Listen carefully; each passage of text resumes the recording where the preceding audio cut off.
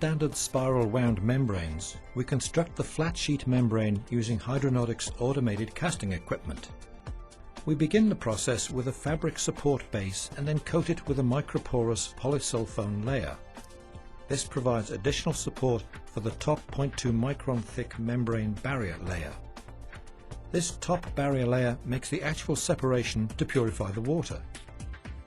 The semi-permeable polyamide layer consists of a thin film of polymeric material a few thousand angstroms thick, formed on a porous supporting material. The semi-permeable membrane skin is formed on the polysulfone substrate by interfacial polymerization of monomers containing amine and carboxylic acid chloride functional groups.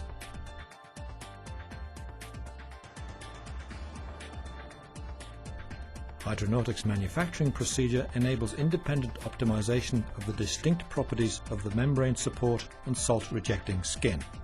The combination of these three layers makes a durable membrane flat sheet that is used in each spiral wound element. The membrane flat sheet is then combined with a sheet of feed channel spacer.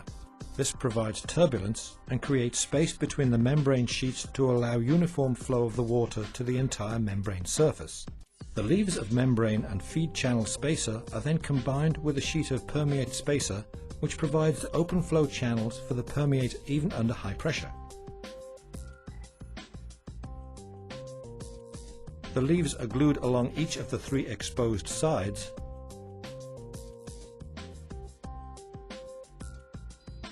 and then rolled around the core tube.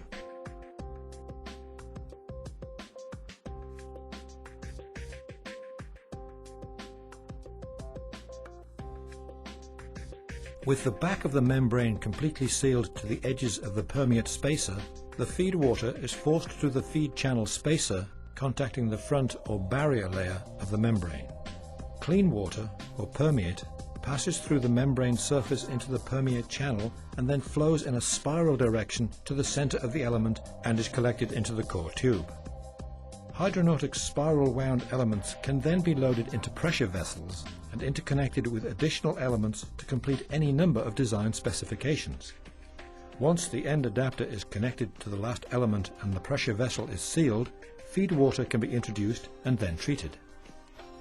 The feed water that does not permeate through the membrane becomes enriched in salts as it travels through the feed channel spacer due to permeate water being removed.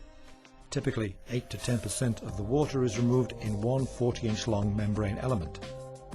The permeate water then flows out the end of the vessel and is collected as the product.